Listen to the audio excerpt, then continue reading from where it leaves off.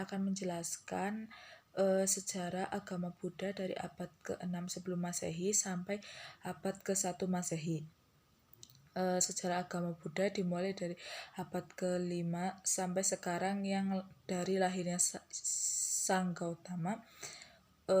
Dengan ini adalah salah satu agama tertua yang dianut di dunia. Selama masa ini, agama ini sementara berkembang unsur kebudayaan India ditambah dengan unsur-unsur kebudayaan Helenistik atau Yunani, Asia Tengah, Asia Timur, dan Asia Tenggara. Dalam proses ini agama ini praktis telah menyentuh seluruh benua Asia. Agama Buddha juga ditandai dengan perkembangan banyak aliran dan mazhab serta pepercahan yang utama diantaranya adalah aliran tradisi Theravada, Mahayana, dan Vajrayana atau Vajrayana yang sejarahnya ditandai dengan masa pasang dan surut. Jadi Konsili Buddha pertama diadakan tidak lama setelah Buddha wafat di bawah perlindungan Raja Ajata I. Dari kisaran Magadha dan dikepalai oleh seorang rabib bernama Mahakasapa. Di Rajaga sekarang disebut Rajgir. Jadi tujuan konsili ini adalah untuk menetapkan kutipan-kutipan Buddha atau sutta Buddha dan memodifikasikan sejarah monastik atau winaya. Ada seorang Ananda. Ananda itu adalah seorang murid utama Buddha dan mempunyai sepupunya. Diundang untuk merestipasikan ajaran-ajaran Buddha. Dan Upali, seorang murid lainnya, meresitasikan hukum-hukum winaya. Jadi kemudian menjadi dasar konon Pali yang menjadi teks referensi dasar pada seluruh masa sejarah agama Buddha. Konsili kedua Buddha diadakan oleh Raja Kalasoka di Waisali, mengikuti konflik-konflik antara mazhab tradisionalis dan gerakan-gerakan yang lebih liberal, dan menyebutkan diri mereka sendiri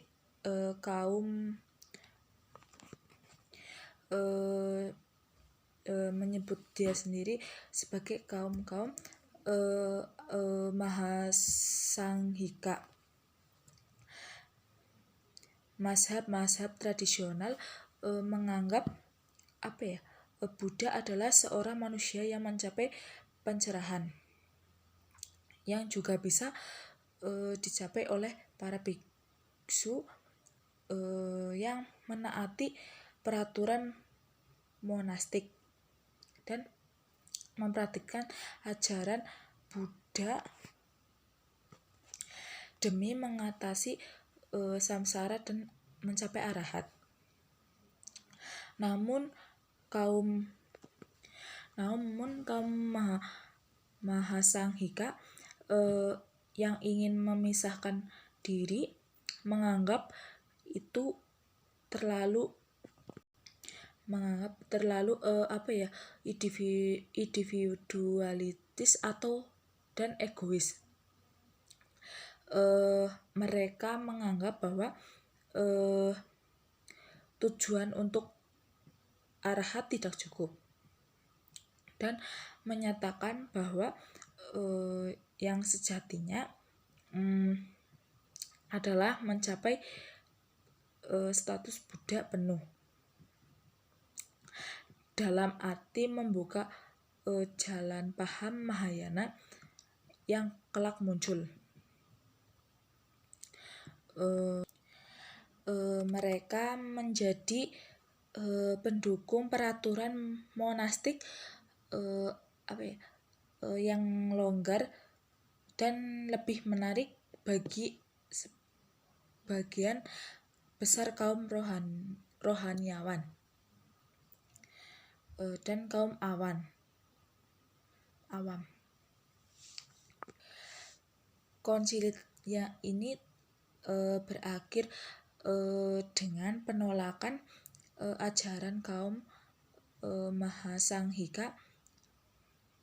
Mereka meninggalkan sidang dan bertahan selama beberapa abad di India Barat Laut dan Asia Tengah. Menurut prasasti Kharoshthi yang ditemukan dekat Kossus yang terakhir abad pertama. Yang selanjutnya itu konsili Buddhis keempat. Sebenarnya kalau kita membahas konsili keempat terdapat dua versi. Versi pertama diadakan Kashmir, India sekitar 400 tahun setelah Buddha parinibbana. Saat bertanya-tanya Raja Kanishika, tetapi dalam konsili ini tidak dihadiri oleh biku-biku Theravada dan juga tidak tercantumkan dalam catatan sejarah Sri Lanka. Oleh karena itu, konsili keempat menurut versi Theravada adalah konsili versi kedua, yaitu konsili yang diadakan di Sri Lanka.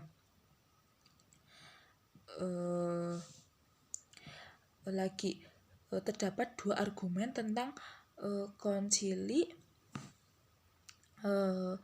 yang diadakan di Sri Lanka. Setelah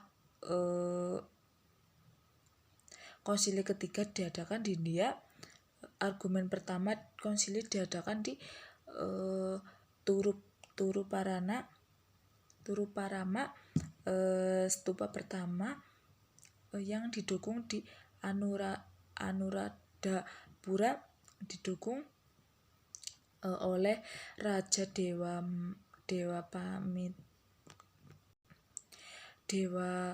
Dewamapiyatissa belum lama setelah Buddhisme diperkenalkan di Sri Lanka.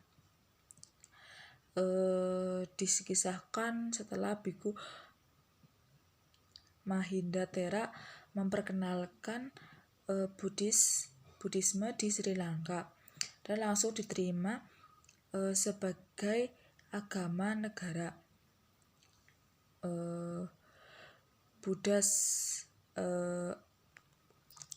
Berkembangnya agama Buddha di Asia Tengah. Berkembangnya abad kedua sebelum Masehi setelah para pedagang dari Asia Tengah yang beragama Buddha memperkenalkan ke orang Tionghoa atau Cina. Penyebaran agama Buddha melalui jalur sutra, melalui penerjemahan teks penting tentang ajaran Buddha. dari bahasa India ke bahasa Tionghoa. Penyebaran agama Buddha di Tionghoa juga ditandai dengan berkembangnya seni pahat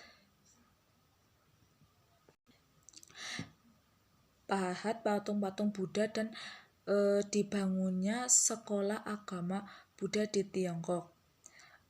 Agama Buddha turut mempengaruhi ciri seni, patung, arsitektur, dan filsafat Tionghoa. Pada puncak keemasan dinasti Tang, agama Buddha berkembang sangat pesat di Tiongkok, dengan dihasilkan banyak guru-guru spiritual yang bagus. Sampai saat ini agama Buddha masih merupakan agama utama bagi orang Tiongkok.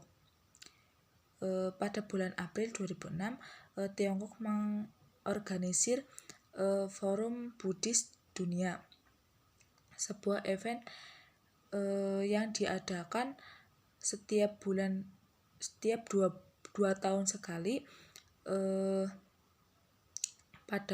Pada Maret 2007, pemerintahan Tiongkok melarang aktivitas penebangan di gunung-gunung suci bagi umat Buddha.